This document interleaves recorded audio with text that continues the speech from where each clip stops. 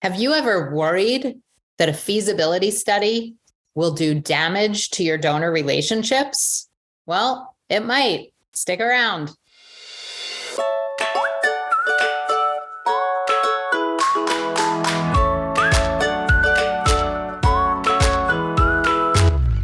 Welcome to All About Capital Campaigns, a podcast that provides fuel for your nonprofit's growth. Each week, Andrea Kihlstedt and Amy Eisenstein, co-founders of the Capital Campaign Toolkit, provide practical tips about raising more money for your nonprofit organization. Here are your hosts, Amy and Andrea. Hi, I'm Amy Eisenstein, and I'm here with my colleague, Andrea Kihlstedt. And today we are going to talk about feasibility studies and why traditional feasibility studies just might be dangerous for your organization and really not the best way to set up your campaign for success. So, Andrea, why don't you talk just briefly about feasibility studies and what they are to set the stage, and then we'll talk about the 3 reasons about why traditional feasibility studies could be damaging to your organization. Yes, thanks, Amy. I was a traditional capital campaign consultant for many years, and I did a lot of traditional feasibility studies. And every time I did them, I would have these anxieties about whether I should be the person talking to these donors. Now, let me set the stage. A feasibility study is a process by which you typically hire a consultant to go and talk to donors about a plan your organization has concocted to do, maybe build a new building or create new programs, and to have a capital campaign to support those. So you hire a consultant, an outside consultant. You put together material that describes what you're planning to do, and the outside consultant goes off and talks to your largest and most important donors. Now, I always wondered when I was the consultant going and having those conversations, whether the executive director felt anxious. And I thought to myself, you know what? If I were an executive director, I'd feel anxious because I wouldn't know what the conversation was about. And indeed, when I would get into the room and talk to donors, one of the questions on every consultant's list is, how do you feel about the leadership of this organization?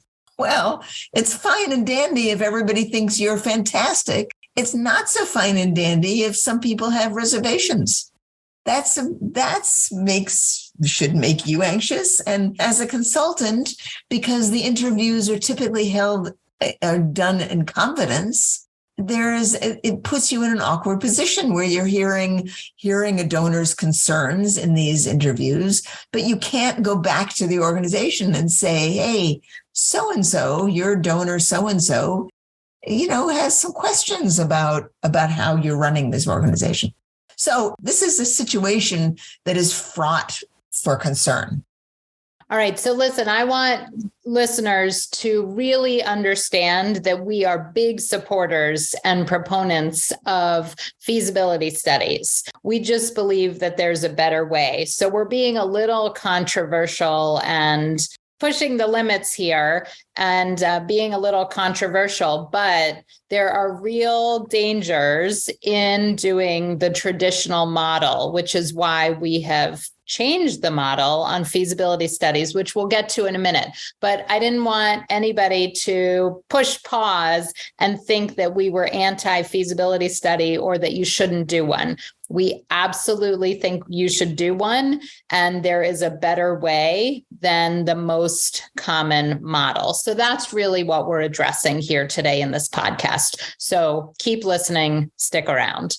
All right, Andrea, let's talk about 3 reasons why the traditional model of sending in an outside consultant to talk to your organization's biggest potential donors confidentially and anonymously, when the consultant reports back, they don't tell the organization necessarily who said what. The conversations are under the guise of confidentiality. So everything's anonymous and aggregated. This is problematic for nonprofits. It really is. And yet organizations have been doing their feasibility studies this way for years. Let's talk about the dangers. You want me to start or? Well, why don't I start? Let me start this way by saying that every consultant who does feasibility studies will say that they have a privileged opportunity to talk to donors and to learn things from donors that the donors might not be willing to tell the leaders of the organization. That promise of confidentiality and having the outsider going and conducting the interviews is, in fact, they would argue, what makes the interviews effective and powerful. Because a donor is more likely to say to someone, well, I don't think the organization does this well or does that well, and I have concerns about this, that, or the other thing. Now, that may or may not be true. What we have found is that if the leaders of an organization do the interviews, which is our model, if they do the interviews and they ask people that they're talking to what concerns they have about the organization, that they're likely to get good feedback. When a donor tells the leader of an organization that they're concerned about this or that or the other thing, that's then the beginning of a conversation. And the beginning of a conversation that can be very constructive and ongoing. But if that same information is shared under the guise of confidentiality with an outside consultant, there is nowhere for that conversation to go. So the question is, can the leaders of the organization have open, honest, accepting conversations with their donors in the process of doing a feasibility study, and where they will learn? Yeah, sorry, I didn't mean to cut you off. The reality is that after doing more than 30 of these feasibility studies where the nonprofit leaders go in and talk to donors, we know for a fact that the donors actually enjoy talking to the leaders of nonprofits. They are not hesitant. In fact, sometimes it's the opposite. I've had donors that don't want to tell consultants things, that don't want to meet with a consultant. They don't want to meet with an outsider or outside the community. They really do want to catch the ear of the executive director. And it is such an important opportunity, this pre-campaign work or the early campaign work of a feasibility study, to have nonprofit leaders connecting with, building relationships with, getting feedback from the biggest potential donors for their campaign. All right. So point number one is it is dangerous to have an outsider digging for dirt under the guise of confidentiality, because the reality is that when donors, even if donors tell consultants, I'm not happy with this or I'm not happy with that, that's going to end up in an aggregated report back to the organization, and the organization will have no recourse because they won't know who said what, and they will not be able to go back to that donor and continue the conversation. And the donor's left hanging with these thoughts of, these are the problems that I've outlined and nobody got back to me about it. I mean, they may not be able to articulate it like that, but then it sort of festers, right? Because nobody circled back with them. Yeah, that's a real issue. That's a real and important issue. And to me, it's so interesting that the field, our capital campaign consulting field, hasn't taken this seriously before now. It's high time we look at this more carefully and realize that what is so important about feasibility studies, about doing feasibility studies, is that it builds relationships between the organization and the donors. That's what you want, to have those conversations before you're ready to ask them for money for your campaign. You want to have these open and probing conversations. The feasibility study process is an ideal way to do that. And you shouldn't miss that opportunity. But who should do the interviews? The leaders of the organization should do the interviews. That's where the relationship belongs, not between an outside consultant and the donor, but between the leaders of the organization and the donors. And when you shift it that way, when you do your study that way, all of a sudden you pave the way to building more powerful relationships that are going to pay off amply when you get to doing the money raising part of your campaign. Right.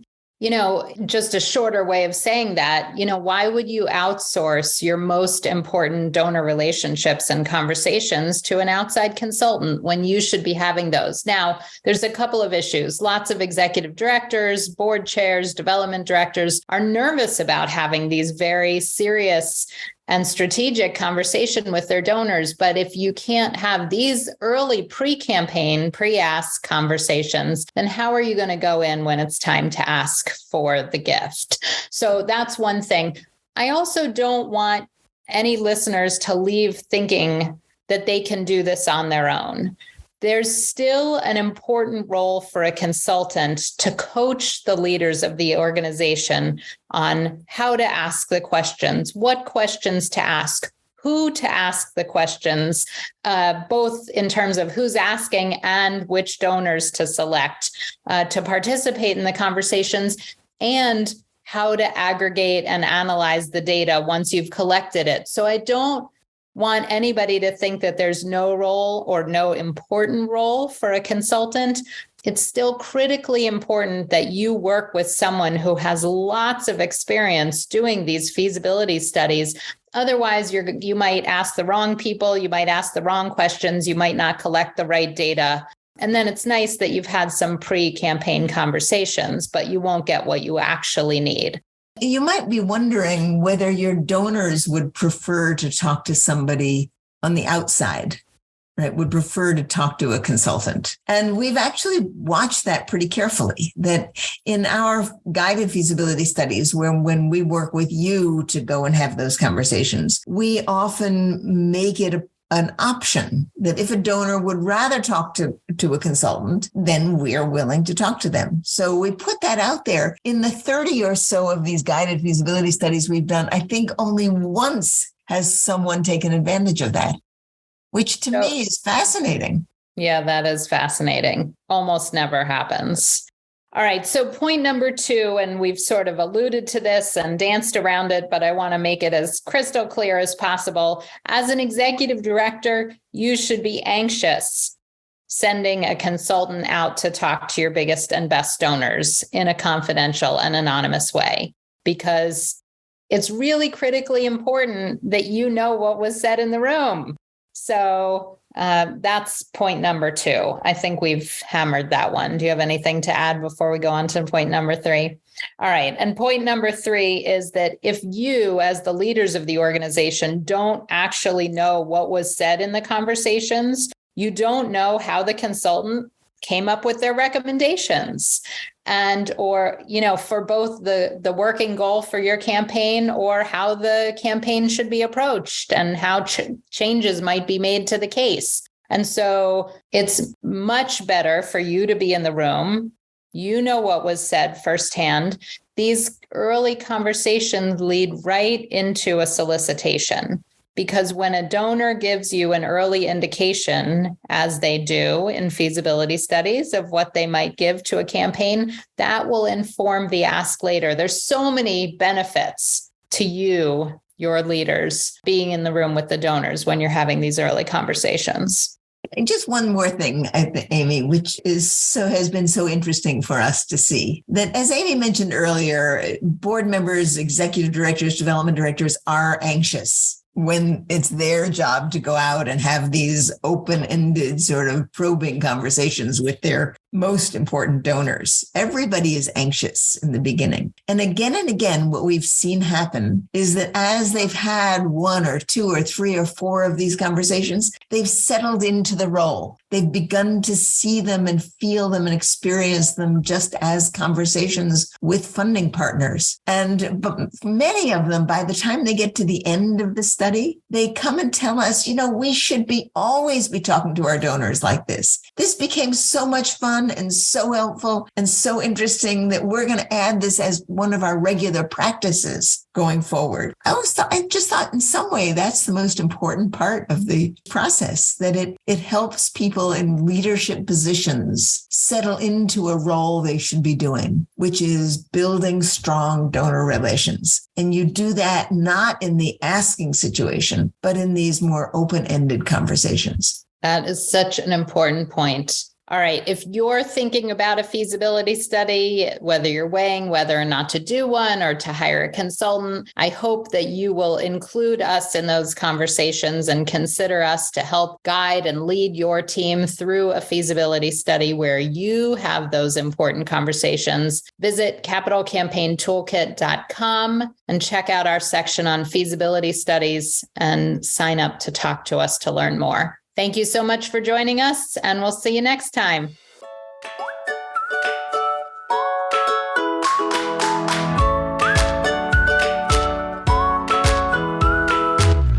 Thanks for joining Amy and Andrea for today's All About Capital Campaigns.